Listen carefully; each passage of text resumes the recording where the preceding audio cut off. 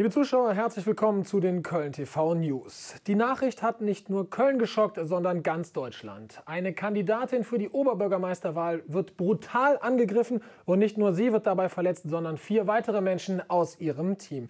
Niemand hätte das für möglich gehalten, doch es ist passiert, hier bei uns in Köln. Und dennoch wird heute abgestimmt über einen neuen Oberbürgermeister oder eine neue Oberbürgermeisterin und es wird versucht, so etwas wie Normalität einkehren zu lassen. Köln wählt, trotz des Attentats auf Henriette Reker. So sieht es das Wahlrecht vor. Seit 8 Uhr haben die Wahllokale geöffnet. Bereits am Morgen ging er an die Urne. In seinem Wahlbezirk in Nippes gab der Oberbürgermeisterkandidat der SPD, Jochen Ott, seine Stimme ab.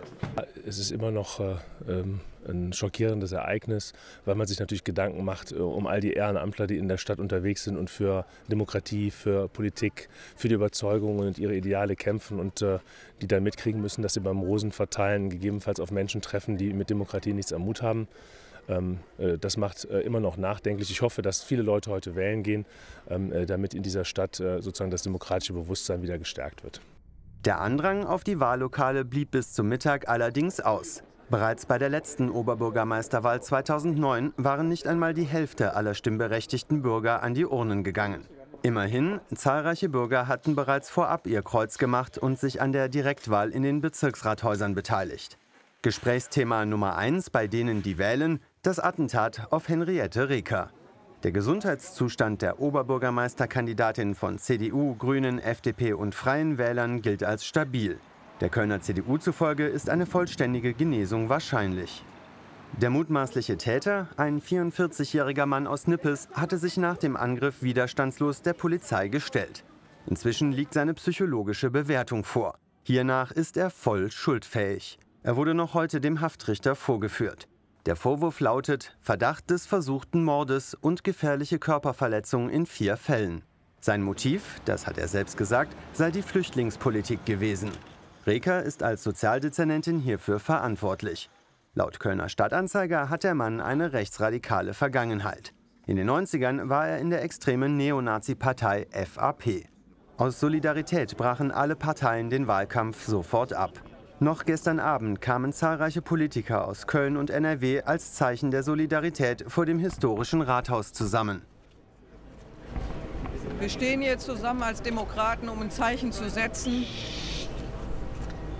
Ein Zeichen gegen diese verabscheuungswürdige Tat.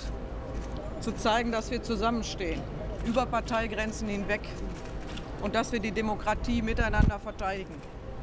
Und wir sind in Gedanken bei der Familie, bei denjenigen, die jetzt noch im Krankenhaus sind und deren Wunden hoffentlich schnell heilen, dass sie schnell wieder gesund werden. Und für uns ist es wichtig, dass wir das geschlossen und gemeinsam tun. So haben wir uns heute hier verabredet.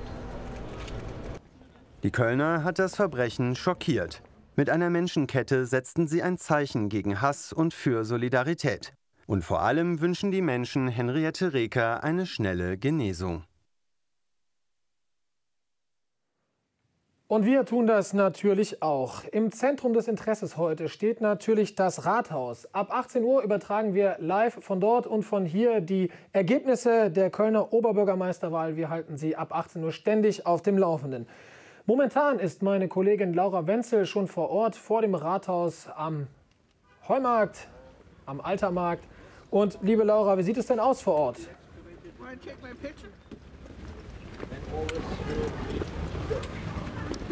Also bis jetzt ist es eigentlich noch sehr ruhig vorm Rathaus. Ich habe gerade gesehen, Bernd Pittelkau von der CDU ist gerade eingetroffen. Ansonsten ist von den Parteien aber eigentlich noch niemand hier und wir warten eigentlich noch darauf, dass sich die Parteien hier versammeln. Gestern Abend haben sich schon viele versammelt. Einige haben auch wohl Blumen und Kerzen niedergelegt. Ist davon noch etwas zu sehen heute?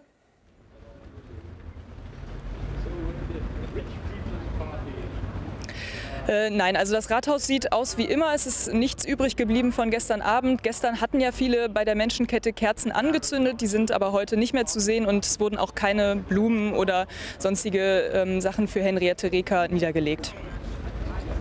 Das Medieninteresse gestern, das war riesengroß. Man hat Ü-Wagen überall in der Stadt gesehen. Alle großen Zeitungen, alle großen Internetseiten, auch über Deutschland hinweg, haben von dem Attentat berichtet. U2-Sänger Bono hat gestern Abend sogar auf seinem Konzert in der Lanxess Arena Henriette Reker das Thema angesprochen, dass man für sie beten solle.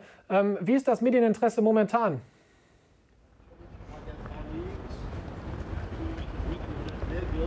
Also bis jetzt lässt sich das schwer sagen. Wir haben schon einen Übertragungswagen für einen Fernsehsender gesehen. Es sind anscheinend auch schon andere Kollegen und Journalisten vor Ort. Aber bis jetzt ist, wie gesagt, hier vom Rathaus alles noch sehr ruhig. Es sieht aus wie immer, als wäre gestern gar nichts geschehen. Aber ich bin davon überzeugt, dass das heute noch zunehmen wird und dass wir noch ein großes Medieninteresse sehen werden. Gerade weil das heute ja auch die einzige Wahl ist in Deutschland. Dadurch, dass die Wahl eben verschoben wurde, wird das Medieninteresse sehr groß sein. Und natürlich auch durch den gestrigen Vorfall mit Henriette Reker. Sie wird mit Sicherheit nicht vor Ort sein. Vertreter aller anderen Parteien werden erwartet. Wie gehen die mit der Wahl um? Einige Politiker hatten ja gesagt, dass sie auf Feierlichkeiten gegebenenfalls verzichten wollen.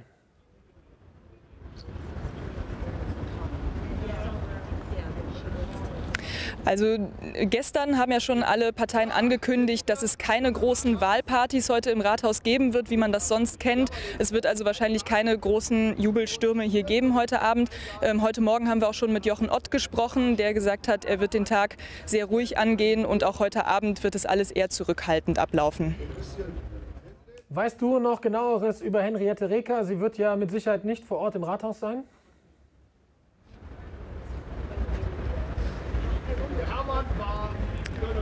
Also Henriette Reker ist ja noch immer im Uniklinikum. Wir haben vorhin noch mal gehört, dass ihr Zustand wohl stabil ist. Sie hat auch anscheinend noch einmal den Wunsch geäußert, dass sie im Rathaus, dass sie im Uniklinikum ihre Stimme abgeben kann. Und die Stadt will ihr das auch ermöglichen. Es wird dann jemand von der Wahlleitung zu ihr kommen, damit sie dort vor Ort wählen kann. Ob das gesundheitlich möglich sein wird, wissen wir noch nicht. Und wir haben auch aus ihrem Wahlkampfteam gehört, dass nicht bekannt gegeben wird, ob Henriette Reker heute ihre Stimme abgegeben hat. Dann danke ich dir, Laura, für den Augenblick. Und liebe Zuschauer, lange war ja gar nicht klar, ob die Wahl heute stattfinden kann nach dem Anschlag auf Henriette Reker gestern. Natürlich auch, weil es noch keine genaueren Erkenntnisse zur Schwere der Verletzung in den ersten Augenblicken nach dem Attentat gegeben hat. Die Wahlleiterin hat sich dennoch früh mit ihrem Team zusammengesetzt und entschieden, die Wahl heute, die wird stattfinden. Und sie hat uns auch den Grund dafür genannt. Die Rechtsvorschriften in Nordrhein-Westfalen sind eindeutig. Selbst schwerste Verletzungen eines Kandidaten, einer Kandidatin führen nicht zum Abbruch der Wahlhandlungen in dieser Situation. Meine Aufgabe besteht darin, zu gewährleisten, dass die Wahl morgen korrekt stattfindet. Das wird sie. Und dass wir eine hohe Wahlbeteiligung haben, das wünsche ich mir. Und ich hoffe, dass die Wählerinnen und Wähler nicht auf diejenigen reinfallen, die heute schon vom Abbruch der Wahl geredet haben, sondern morgen in der Höhe mindestens, die Bonn erreicht hatte. Das waren 45% an die Wahlurnen gehen oder auch noch bis morgen Nachmittag Briefwahl durchführen. Soweit die Wahlleiterin gestern. Da stand sie natürlich auch noch unter dem Eindruck des Attentats, musste aber versuchen, die Emotionen runterzufahren und versuchen mit großer Nüchternheit dann doch diesen Wahltermin vielleicht, oder zumindest die Entscheidung über diesen Wahltermin zu fällen. Amtsinhaber Jürgen Rothers konnte das Ganze gestern auch nicht fassen. Im aktuellen Wahlkampf ist Henriette Reker ja die Gegnerin seiner Partei, die Gegnerin der SPD. Henriette Reker hat unter ihm jedoch auch als Sozialdezernentin gearbeitet. Umso mehr stand er unter Schock nach der Tat. In der Kürze der Zeit war es ihm nicht möglich, das Erlebte zu verarbeiten. Noch nicht, nein. Das wird wahrscheinlich auch noch etwas dauern, obwohl man als ehemaliger Polizeipräsident ja einiges gewohnt ist, wenn es um sehr, sehr dramatische Situationen geht. Aber es ist eine Kollegin aus dem Stadtvorstand, die hier so schrecklich betroffen ist. Und das macht uns alle, auch die Mitarbeiterinnen und Mitarbeiterinnen aus der gesamten Stadtverwaltung, wirklich traurig und fassungslos. Wir müssen mal sehr sorgfältig analysieren, das macht ja auch die Polizei jetzt und die Staatsanwaltschaft, wie das Täterprofil aussieht. Ist das ein Einzeltäter gewesen? Und dann muss man daraus entsprechende Folgen ziehen. Für mich ist es nur ganz, ganz wichtig, gerade was die vielen Tausenden Menschen, die sich kommunalpolitisch engagieren, betrifft. Wir brauchen den engen Dialog, das Gespräch mit den Bürgern. Wie sollen sonst auf kommunaler Ebene Entscheidungen getroffen werden? Und davon dürfen wir nicht ablassen, auch wenn sowas Schreckliches passiert ist. Das ist etwas, was man nicht in der Hand hat, dass sowas passiert. Und es hätte in jeder anderen Stadt auch passieren können. Trotzdem ist es etwas, was einen traurig stimmt. Es ist auch nicht ansatzweise vorhersehbar, wie die Menschen mit dieser Nachricht umgehen. Und deswegen gilt es nur abzuwarten. Morgen ab 18 Uhr werden die Wahlergebnisse sein. Und die Bürgerinnen und Bürger, die Wählerinnen und Wähler sind so verantwortungsvoll, dass sie schon ihre Entscheidung richtig treffen. Ich kann es am besten Willen nicht sagen. Da geht es nicht um persönliche Einschätzung, sondern es geht darum, was das Gesetz vorschreibt.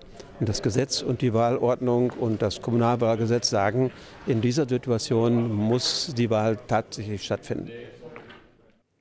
Und das tut sie auch. Heute ab 18 Uhr sehen Sie bei uns die Ergebnisse. Es war eine Tat, die betroffen macht, die viele fassungslos zurücklässt. Das hat man auch gerade am Amtsinhaber an Oberbürgermeister Jürgen Rothers gesehen. Es ist aber auch eine Tat, die viele Fragen aufwirft, gerade weil sie so unfassbar brutal gewesen ist. Angefangen hat alles gestern Morgen in Köln-Braunsfeld. Es ist der Samstag vor der Oberbürgermeisterwahl, der letzte und wichtigste Wahlkampftag. Auch Henriette Reker ist auf Stimmenfang. Sie beginnt unweit ihres Zuhauses auf einem Wochenmarkt in Braunsfeld.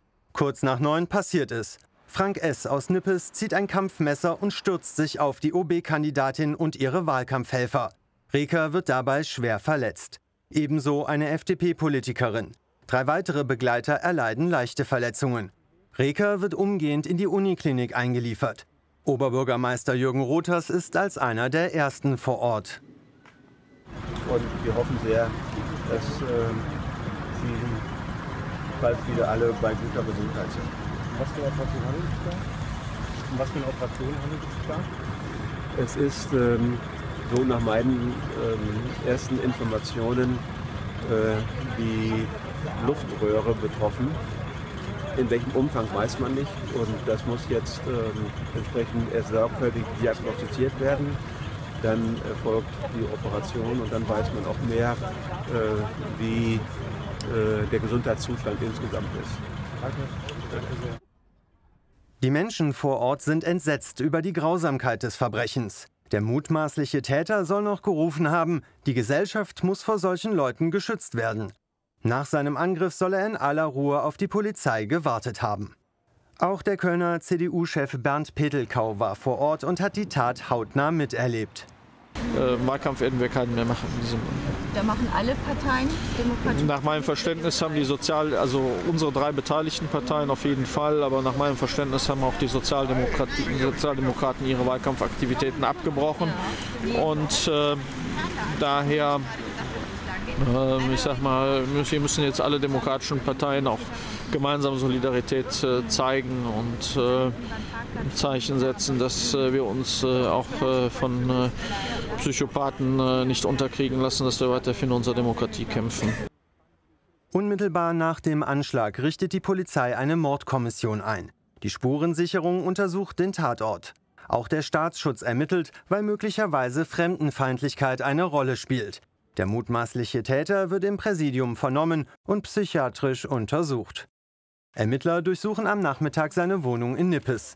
Der 44-Jährige lebt nach Erkenntnissen der Polizei seit 15 Jahren in Köln. Nachbarn beschreiben ihn als unauffällig und ruhig.